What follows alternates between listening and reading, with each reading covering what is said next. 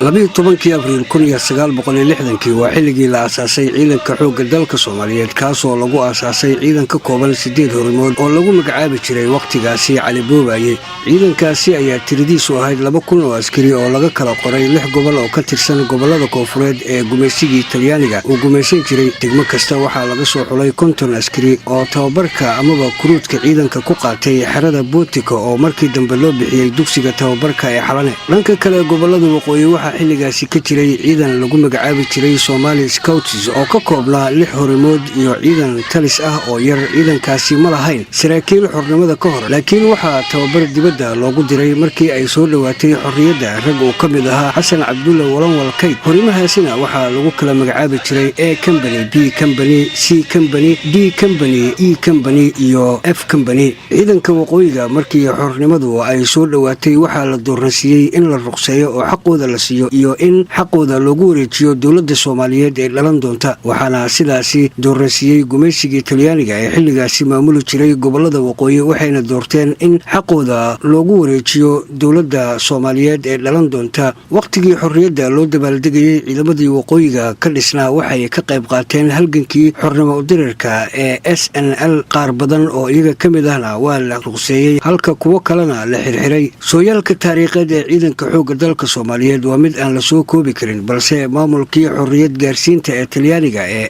FIS wuxuu ka soo dhex saaray ciidankii booliska raggii u badnaa ciidankii hore, wuxuuna ka dhigay xidig sugayaal. waxa uuna u xiray xidig madow raggaasoo tiradoodu ay gaaraysay xilligaasi 20 ruux. waxaa ka mid ahaa Daa'uud Cabdulle Xirsi, Maxamed Abshir Muuse, Maxamed Ibraahim Liiqliqato, Maxamed Caynaanshe Guuleed, Xuseen Kulmiye Afrax, Maxamed Siyaad Barre, Maxamed bin Qaasim Hilowle Dhignaas, Maxamuud Tahdaafow, Cabdulle Sandheere, jaamac oo muuse, Cabdulle Barre Qalaaye, Cali Cilmi Barre, Maxamed Cali Mire, Cusmaan Sabriye Cali, Cusmaan Sokor, Ismaaciil Maxamed, Cabdulle Carre Gubatay, Surwaal Gaab iyo sidoo kale Derbiye Salaan. raggaasi waxay nasiib u yeesheen in tababar dalka dibaddiisa loogu diro, gaar ahaan dalka Talyaaniga oo ay ku soo qaateen xeeladaha iyo tabaha kala duwan ee loo carbiyo ciidamada milatariga iyagoo loo kala qaybiyey dhowr kooxood. kooxdii koowaad ee ugu horreysay ee loo diray koorsadii Talyaaniga sanadkii 1952 ee soo qaatay tababarka ciidanka milatariga waxay kala ahaayeen Daa'uud Cabdulle Xirsi, Maxamed Abshir Muuse, Maxamed Caynaanshe Guuleed, Maxamed Ibraahim Liiqliqato, Xuseen Kulmiye Afrax, Maxamed Siyaad Barre, Maxamed bin Qaasim iyo Cabdalla Sandheere. kooxdii labaad ee loo diray koorsadii Talyaaniga sanadkii 1953 ee soo qaatay tababarka ciidamada milatariga waxaa ka mid ahaa jaamac oo muuse, Maxamed Cali Mire, Cabdulle Barre Qalaaye, Cali Cilmi Barre, Cismaan Sabriye Cali Sokor iyo Ismaaciil Maxamed Eritrea. kooxdii saddexaad ee loo diray koorsadii Talyaaniga sanadkii 1954 ee soo qaatay tababarka ciidanka milatariga iyaguna waxay kala ahaayeen Maxamed Cali Samatar, Salaad Gabayre Kadiye, Maxamed Faarax Xasan Caydiid, Cilmi Nuur Tarey, Cabdalla Maxamed Faadil, Abuukar Gacal Mudey, Abuukar Xasan Weheliye Suulaley, Cabdulaahi Yuusuf Axmed, Ibraahim Rooble Warfaa Doonyaale, Nuur Cadow Cali, Maxamed Nuur Maxamed Baarqab, Maxamed Cali Sharmaan, Xasan Maxamuud Sabriye Gaamuur. waxaa xigay koorsooyin kale oo tababaro ciidanna ku soo qaatay, saraakiilna noqday dhallinyaro kale oo ay ka mid ahaayeen Cabdulqaadir Dheel Cabdulle, Maxamed Sheekh Macow, Cali Mataan Xaashi, Maxamed Raajis Maxamed, Cali Jaamac Cali, Axmed Ismaaciil Boqor, Tawaad Dhalin Fidow, Cusmaan Cabdulqaadir iyo Faytaan. ciidankii tiradiisu ahaa 2000 ee laga soo qoray 6 gobol ee ka tirsanaa gobolada koonfureed ee gumaysigii Talyaanigu gumaysan jiray waxaa degmo kasta laga soo xulay 50 askari oo tababarka amaba kuruudka ay ku qaateen xerada Bootika oo markii dambe loo bixiyay dugsiga tababarka Xalane.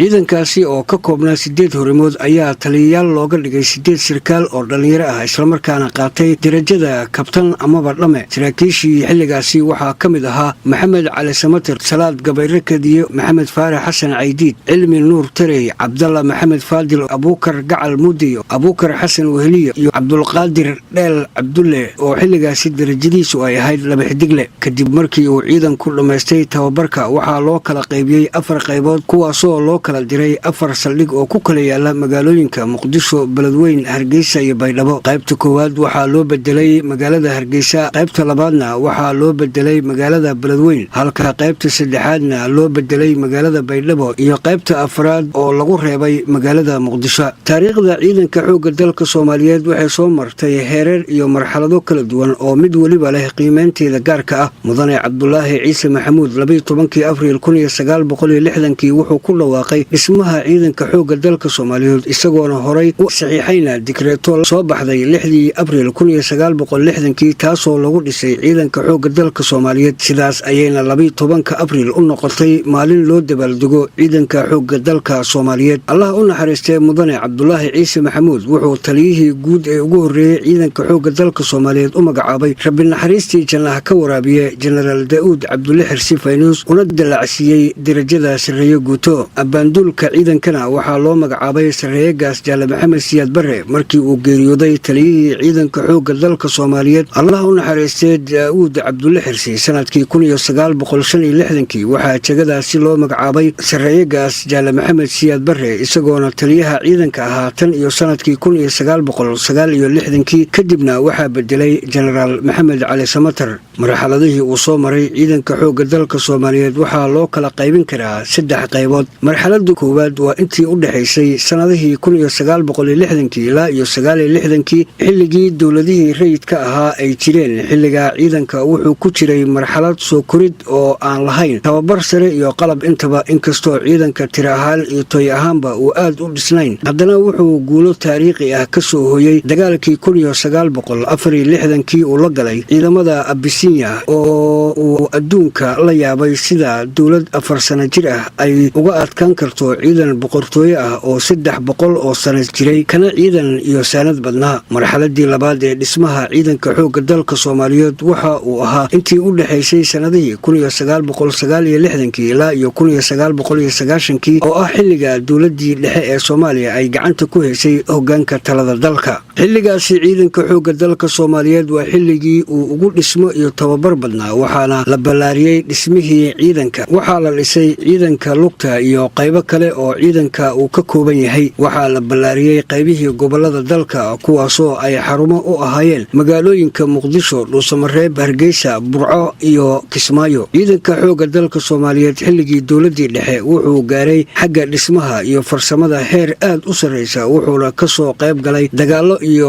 howlo nabad ilaalin ah oo nabadgelyada loogu soo celinayo dalal ka tirsan qaaradda Afrika, taasoo uu ku kasbaday in loogu yeero libaaxyada Afrika. ciidanka xoogga dalka Soomaaliyeed wuxuu mar kale dagaal u la galay sanadkii 1977 ciidamada xabashida Itoobiya, kaasoo isna noqday dagaal kale oo runtii taariikh reebay oo ka yaabiyey dowladihii waaweynaa ee Ruushka iyo Mareykanka. haddii dagaalkaas dowladda Ruushka aysan soo faragelin lahayn, waxaa hubaal ahayd in Itoobiya gacanteeda uu ka bixi lahaa dhulka Soomaali galbeed. marxaladii saddexaad ee ciidanka xoogga dalka Soomaaliyeed laga soo bilaabo sanadkii 1980 marka laga soo noqday dagaalkii loogu magac daray 77 waxaa ku bilowday nusqaamid kaasoo sii socday ilaa iyo sanadkii 1989 xilligaasoo saraakiil iyo ciidan fara badanba ay ku biireen jabhadihii mucaaradka ku ahaa dowladii dhexe ee Soomaaliya. taasina waxay dhalisay in awooddii ciidanka uu ku yimid dib u dhac. ciidanka xoogga dalka Soomaaliyeed waxa uu ugu dambeyn uu burburay sanadkii 1991 markii lagu amray in ay hubkooda ku wareejiyaan jabhadihii weerarsanaa. taasina waa tan sababtay in hubkii ciidanka uu gacanta u galo shacabka, dabadeedna la isku laayo qabiil dalkana uu u kala go'go'o gobollo ay qabiilo u taliyaan. ciidanka xoogga dalka Soomaaliyeed intii uu jiray wuxuu ka soo qayb qaatay fatahaadihii webiga Shabeelle sanadkii 1961 taasoo uu gacan weyn ka geystay badbaadinta iyo soo bixinta dadka iyo duunyada amaba xoolaha ee ku noolaa deegaanka webiga Shabeelle. sidoo kale waxa uu ka qayb qaatay samata bixinta dadkii ku waxyeeloobay abaartii dabadheer sanadkii 1974 ee dalkeena ka dhacday iyo dejinta dadkaasi oo markii dambe la dejiyey dhulbeereedka iyo xeebaha sida Kuntuwaarey, Sablaale, Dujuuma iyo xeebaha Cadala iyo Barawe loona bixiyey danwadaagaha. ciidanka xoogga dalka Soomaaliyeed wuxuu kaloo ka qayb qaatay kaalin muhiim ah ka ciyaaray ololihii degmadii bacad celinta Shalambood ee gobolka Shabeellada Hoose. Ciidanka xoogga dalka Soomaaliyeed waxaa dib loo abaabulay xilligii dowladihii ku meel gaarka ahaa iyadoo ujeedadu ay ahayd in dib loo soo celiyo maqaamkii uu ku lahaa gobolka amaba qaaradda Afrika. Ciidanka xoogga dalka Soomaaliyeed isagoo weli ku jira dib u dhiskii iyo qalabayntii haddana wuxuu durbaba guulo lagu faani karo uu ka soo hoyay dagaalka lagula jiro kooxaha khawaarijta ee Al-Shabaab isagoona garab ka helaya ciidamada midowga Afrika ee AMISOM si dib loogu soo celiyo nabadgelyada iyo horumarka dalka. Ciidanka xoogga dalka Soomaaliyeed waxaa soo maray taliyayaal kala duwan oo sumcad iyo maamuus ballaaran ku leh ciidanka dhexdiisa iyo ummadda Soomaaliyeed waxaana ka mid ahaa taliyayaashaasi